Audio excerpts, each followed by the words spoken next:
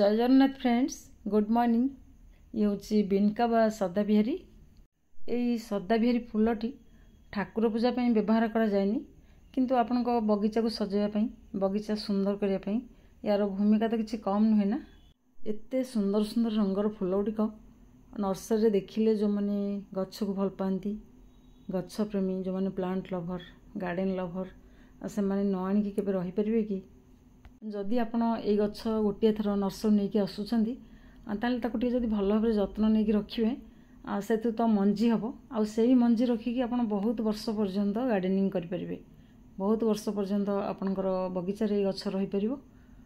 थरे गछटी भल भाबरे हेई गले सेथरु मंजी फुटिकी पड़िकी आपे आपे एते सारा गछ उठिबो जे आपण सेही गछ को लगिकी मध्य गार्डनिंग करि परिबे।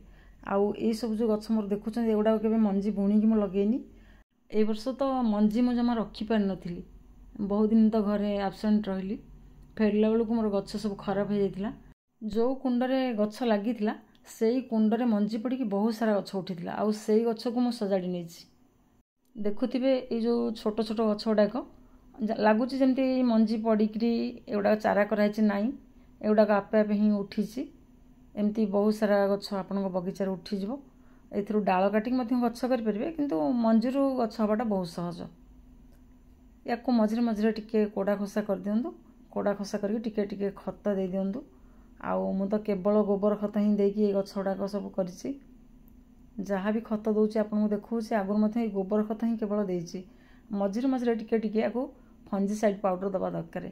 एबे तो वर्षा दिन गला आ गछ गुडाक मोर केते हेल्दी अछि देखंतु। वर्षा दिन निहाती भाबरे टिके ता मूଳରେ फंजीसाइड पाउडर मझिरे मझिरे दउथिबे। आउ फंजीसाइड पाउडर मध्य टिके गछ मानकरे स्प्रे कर देबे। प्रचुर परिमाण रे फूल पाइबा ପାଇଁ हेले गछ को हमको बुस्सी କରିବାକୁ पड़िबो। आउ गछ को बुस्सी କରିବାକୁ हेले गछ को पिंचिंग କରିବାକୁ पड़िबो। एगुडा तो सब फूल फुटिछि तथापि याको मु पिंचिंग कर नउछि। आउ एको 2-3 थर मध्य मु पिंचिंग कलेनी। एमती आपन को छोट गछ छोट थिबा अवस्था रे पिंचिंग करिकी तापर टिके बढ़िले पुणी थरे एमती करिकी 3-4 थर पिंचिंग कला परे गछटा आपे आपे बुस्सी हे जिवो। तापर जो फूलटा फुटिबो बहुत सुंदर लागिवो। देखुथिबे गछ रे जो फूल फुटिथिला ताको मु छिंडेकी बाहर करनेली। आउ गछ को देखनु केते बुस्सी अछि। 3-4टा लेखा डाल आछि। याको मु 3 थर लेखा पिंचिंग कर सारलिनी। एमती भाबरे आपण पिंचिंग करी करी गछ को बुस्सी करिकी तापर फूल नेले से बहुत सुंदर लागिवो। देशी सदाबिहारी गछ को जदि आपण बाहर रखुछंदी वर्षा पानी तार किछि असुविधा नै, से पूरा बिंदास। किंतु ए हाइब्रिड सदाबिहारी गछ को आपण जम्मा भी वर्षा पानी बाजिबा को दियंतुनी। हाइब्रिड सदाबिहारी गछ रे वर्षा पानी पड़िले डाल मझिरु कला पड़िबा आरंभ हो, ताको डाइबैक प्रॉब्लम कहंती। तापरे धीरे धीरे कला पड़िकी से डाल पचिबा को आरंभ हो। डालर तलरु जदि आपण काटिकी फंजीसाइड लगे दियंती ताले हुए तो गछ बंची जाय पारे, नचेत बेले बेले गछ मध्य मरि जाय थाए। तेणुक वर्षा पानी जमा लगे दिंतुनि। वर्षा पानी की स्टोर करके गछ मूल दिंतु। गछ पूरा वर्षा को एंजॉय करिवो एवं गछ पूरा खुश। गछ को बुस्सी कर सारा पर जिते फूल फुटिबो, फूल फुटिला पर देखिए धीरे धीरे से फल हम। आउ ये फल जदि गछरे पूरा रहिबो ताले गछरे फूल फुटिया मध्य धीरे धीरे कमी जिवो। तेणुक जिते फल होउची फल को मध्य गछरु बाहर करंतु। जेमती गछ को आम बेसी फूल पाइबा पिंचिंग करी बुस्सी करुचे सेमती ये फल को मध्य बाहर करवा निहाती दरकार। आउ जदि बेसी परिमाण फल रहिजिवो ताहले धीरे धीरे एथिरे फूल फुटिबा कमी जिवो। आपनकर जेतिकी दरकार जेतिकी आवश्यक मंजी रखिया पई सेतिकी फल छाडी देकी बाकी आउ एक्स्ट्रा फल सब रिमूव करंतु। गछ गुडाक मोर सब लागिछि 6 इंच रो पॉट रे। याकू 10 इंच रो पॉट परफेक्ट।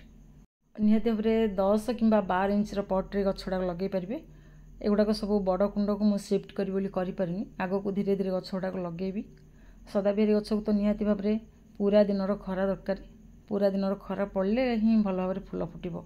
तापरे आगो को जो ठंडा दिन आछि अत्यधिक ठंडा समय डिसेम्बर मास बेलू जनवरी मास बेलू एगुड़ा डल है भाई देखा किंतु गछ मरबनी। तापर जितेबाला फेब्रुआरी मास आसीजिवो पुणी थे गचरे चमक आसीजिवो, पुणी थे धीरे धीरे गछ गुड़िक ग्रोथ आसवा आरंभ हो। चलतु एबे देखिवा आज कौन सब फूल फुटी। ये गोटे रेड रो पेंथा मंदार आउ ये ऑरेंज मंदार। फूलटा देखा क्या भल न लगे, फूलटे देखा समस्ते भल पाती। ये आज मोर गोटे पिंक मंदार। जहाँ भी किसी मु वीडियो देना कहीं प्रत्येक दिन कौन फूल तोली तार वीडियो देवी।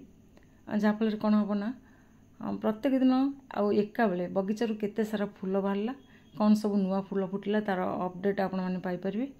ତା ଛଡ଼ା ଗଛ ଗୁଡ଼ାକ ମୋର କ'ଣ ହେଇଛି ନା, କିଛି ଛାତ ଉପରେ ଅଛି, ଆଉ ତଳ ବଗିଚାରେ କିଛି ଏପଟେ ଅଛି, କିଛି ସେପଟେ ଅଛି, ଏମିତି ଚାରିଆଡ଼େ ଗଛ ଗୁଡ଼ା ରହିଛି। ଆଉ ତେଣୁକରି ଏକାବେଳେ ଧରନ୍ତୁ ମନ୍ଦାର ଫୁଲ ଫୁଟିଛି, ତଳେ କିଛି ରହିଲା, ଉପରେ କିଛି ରହିଲା, ଏକାବେଳେ ତ ସବୁ ଦେଖାଇ ପାରିବିନି ତା'ର ଭିଡ଼ିଓ। କେବଳ ଫୁଲ ତୋଳିବା ଭିଡ଼ିଓ ଦେଲେ ଆପଣମାନେ ଜାଣିପାରିବେ ଯେ କ'ଣ ସବୁ ବଗିଚାରେ ଫୁଲ ଫୁଟିଲା। ଇଏ ଆଜିର Aparajita, single petal blue Aparajita. ଛାତ ଉପରୁ ଫୁଲ ନେଇକି ତଳ ବଗିଚାକୁ ଆସିଲି, ଆଉ ତଳ ବଗିଚାରେ ଇଏ ଆଜି ଗୋଟେ ପିଙ୍କ ମନ୍ଦାର ଫୁଟିଛି।